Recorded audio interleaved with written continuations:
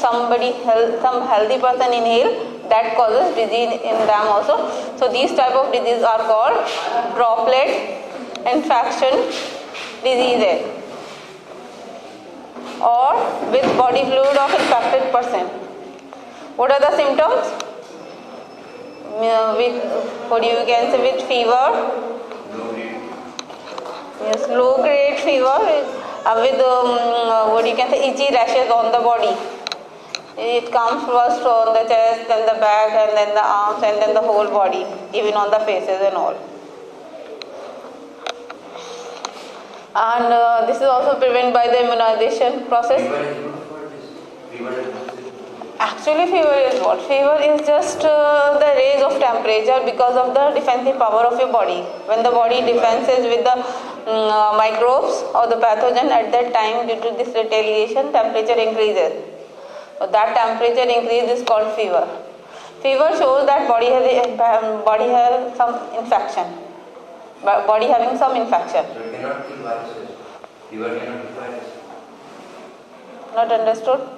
Fever is kind of heat. Fever is kind of heat. Then It cannot kill viruses. it's like that is another way. That means it can be direct contact also.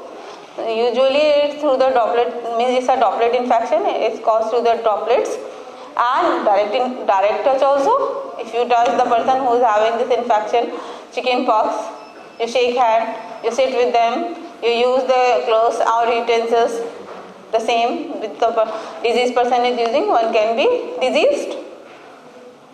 Some direct or indirect ways are also there through which this can be spread.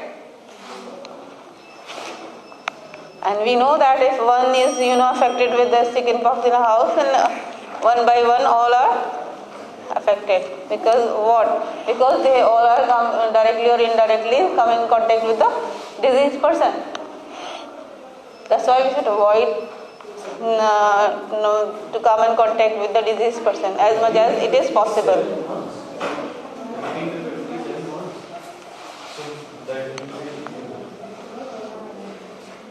This is HIV or AIDS. So human immunodeficiency virus causative agent. Means AIDS is caused by HIV. And what is the full form of HIV? Human immunodeficiency virus. And this can be caused by infected needles or blood transfusion or sexual contact. In this, body deficient immunity or loses immunity, defense power, body loses defense power, and the weight, person loses his weight. So, no cure, avoid sexual contact with the infected person, safe blood transfusion, safe disposal syringes. So these are the preventive measures.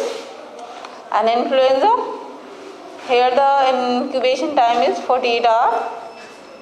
Here myxoviruses, the 3 different strains of the virus can cause this influenza, and this is also caused by droplet infection. It's a droplet infection caused by the small droplets which are released by the infected person at the time of his sneezing or coughing. Here in this also, sudden fever with headache, sore throat, muscular ache, affect the respiratory passage. We know that one or the other time we are having influenza or the cold and cough. So we are having experience of this many times. Yes? And what is the preventive measures? Influenza vaccine of the correct strain, one can be provide to the to the person, that can give immunity against that specific virus. And of course, cover your mouth and mouth and nose at the time of sneezing and coughing. That also prevents. Now, acquired immunodeficiency syndrome. Here mostly we know about all this disease, that it is caused by the virus, and the virus name is human immunodeficiency virus, and its full form of AIDS is acquired immune deficiency syndrome. Acquired immune deficiency syndrome, and that commonly people knows with the name AIDS. And it's probably the most fatal because defense system kills in this disease. When our body is not able to defend to any infection, then a small infection becomes severe and person can lead to death.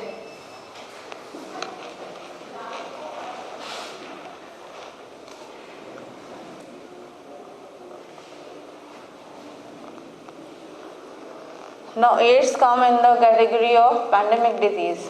All over the world it's a spread. In the disease which is spread all over the world, that is called pandemic. So it's come under the category of pandemic. Just like COVID it is spread all over the world. But yes. 1920.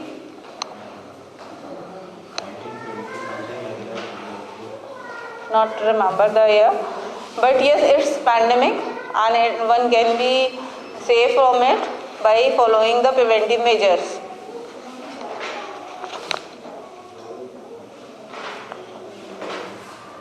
Here is the structure of HIV virus. AIDS is right now. AIDS is right now as a pandemic, considered as a pandemic. And 1920, which one? Influenza was the one.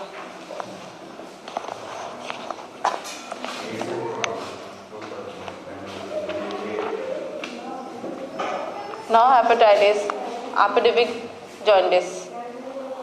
And this is the infectious hepatitis or viral hepatitis type A and serum hepatitis or viral hepatitis type B. Two type of. There are hepatitis C also and other categories are also, but usually A and B are common. Hepatitis A virus transmission is by the fecal or oral route. It may occur by direct person-to-person contact or indirect by way of contaminated water. Means it can be directly or by water or by this fecal oral route.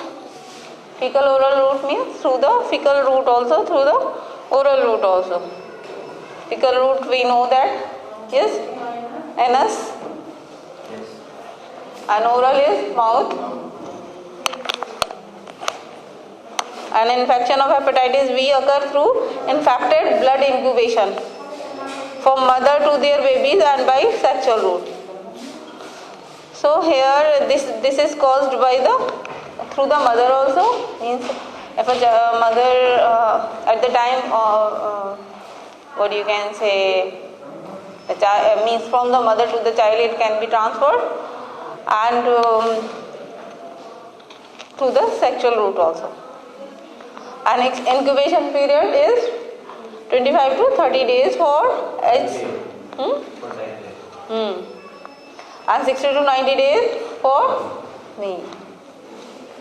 Now symptom, the most common symptom, fever, decreased appetite, nausea and vomiting. Because here the liver is affected, and we know that liver function is help to assimilation. When assimilated food is not assimilated, then the whole system is disturbed only. The person feeling nausea, vomiting, not feeling like eating, and there the pain in the muscle and joints. Urine is dark and stool is whitish pale. Usually urine become dark yellow. Even the body become pale. Even the eyes become yellow.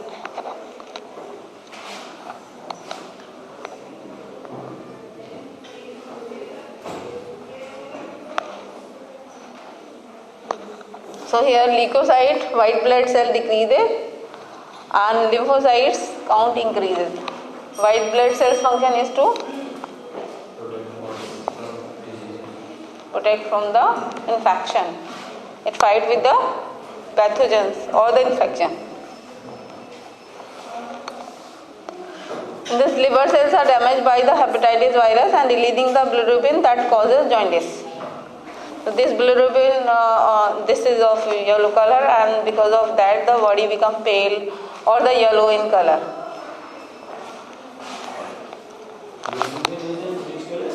Yellow.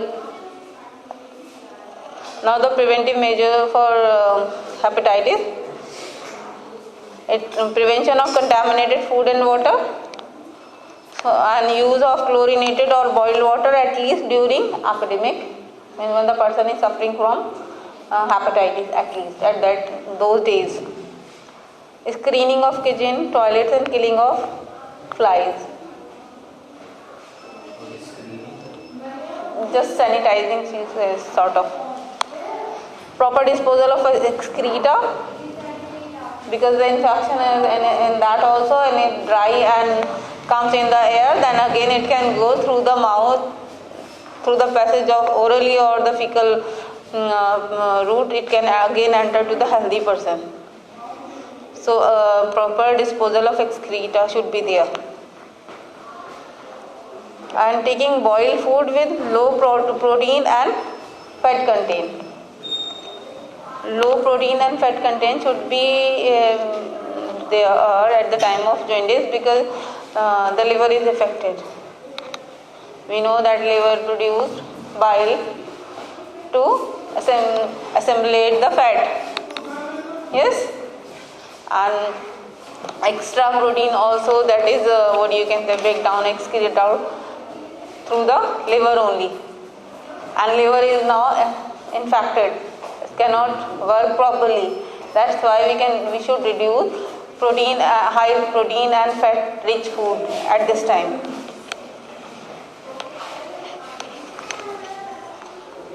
And how to control it? Immediate medical advice, taking adequate rest, high calorie diet such as sugar cane juice, radish with jaggery.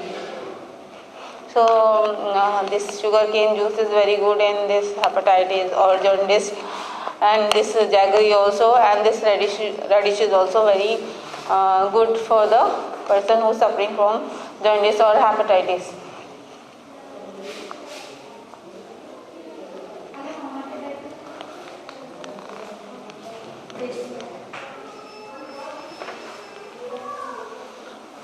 Now here is the table of types of hepatitis. Hepatitis A, hepatitis B and hepatitis C. And C is very much severe. If someone suffering from it and the condition become severe, the person can lead to death also. Otherwise also liver infection, if it is more, or because we know that liver plays